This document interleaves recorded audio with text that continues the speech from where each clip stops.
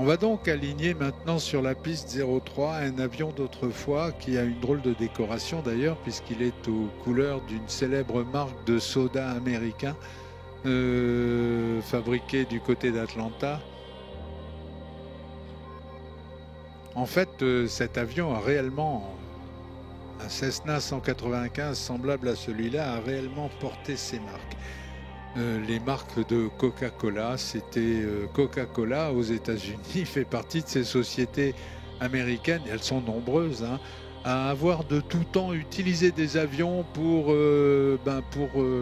finalement abolir les distances. Le continent nord-américain est vaste et pour travailler ce qu'on appelle les cadres, les executives de Cessna, autrefois utilisaient des avions comme celui-là. Aujourd'hui, ils ont plutôt tendance à utiliser des turboprops ou des jets, mais historiquement, l'aviation d'affaires a commencé dans les années 30, s'est poursuivi après la guerre, dans les années 40, avec des avions de ce genre-là.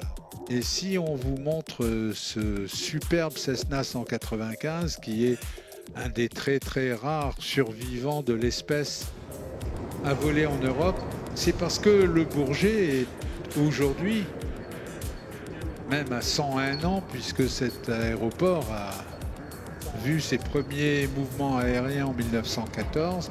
Donc le Bourget est aujourd'hui le premier aéroport d'Europe en matière d'aviation d'affaires et ça devrait encore aller plus loin. Le Cessna 195 qui vient de décoller fait partie de la gamme Cessna, et Cessna, peu de gens le savent finalement, est quand même le constructeur d'avions qui a vendu le plus d'avions dans l'histoire de l'aviation et construit le plus d'avions, avec plus de 170 000 avions livrés depuis que Cessna existe. Et Cessna a commencé d'exister très tôt, c'est vrai, dans la fin des années 1910. Le 195 était un quadriplace de grand tourisme, on va dire, une véritable limousine volante entièrement métallique avec un moteur en étoile. C'est un avion, pour en avoir piloté un peu dans des régions inhospitalières du côté de Djibouti, c'est un excellent avion de brousse. C'est un avion extrêmement solide et qui avait à l'époque, dans les années 40 et 50, été construit en version civile et militaire. Les militaires utilisaient ces avions comme avions estafettes. Ça permettait de transporter le courrier, les cigarettes, le matériel, un peu de personnel. Ça permettait d'amener les permissionnaires en permission et de les ramener de permission. Ça servait un peu à tout ça. C'était un peu l'avion du capitaine ou du commandant.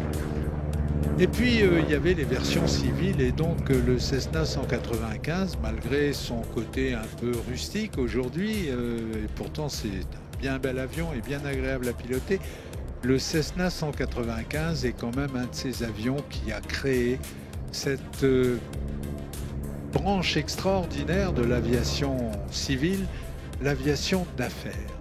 L'aviation d'affaires, pourquoi faire? Simplement parce que, pour la même raison que tout le monde ne prend pas l'autobus. Il faut des taxis.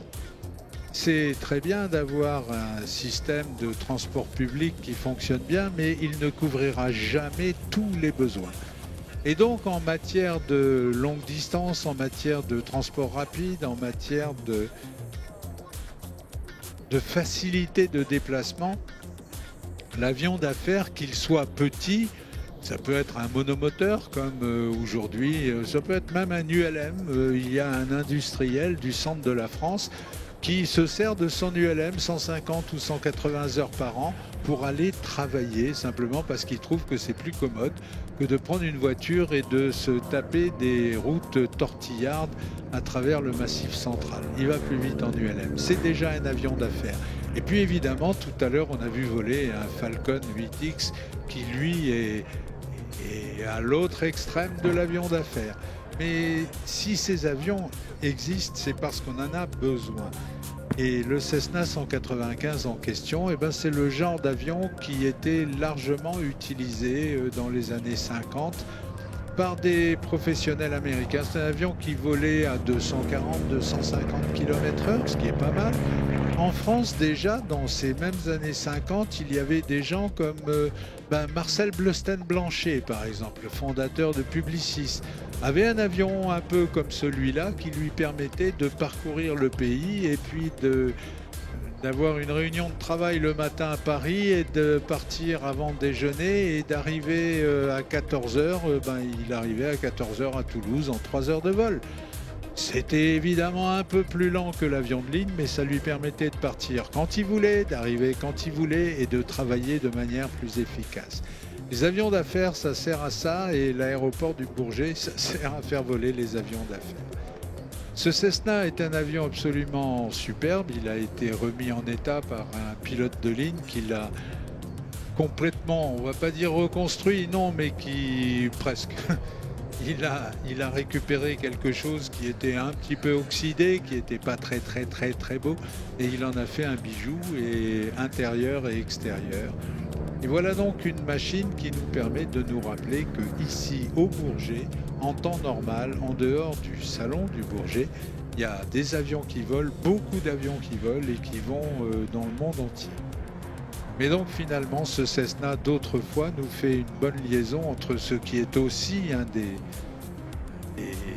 piliers sur lesquels fonctionne l'aéroport du Bourget aujourd'hui, c'est-à-dire le musée de l'air et de l'espace.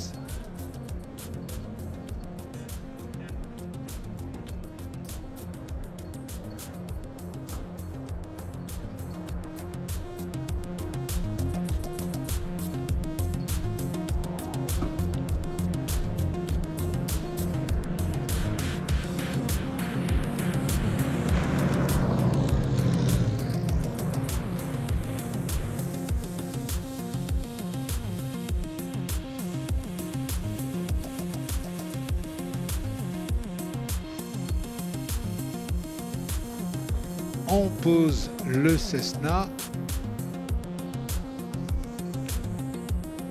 et normalement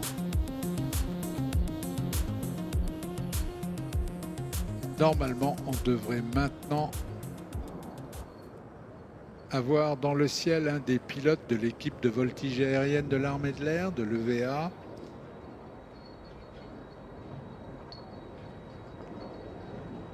À bord de son Extra 300,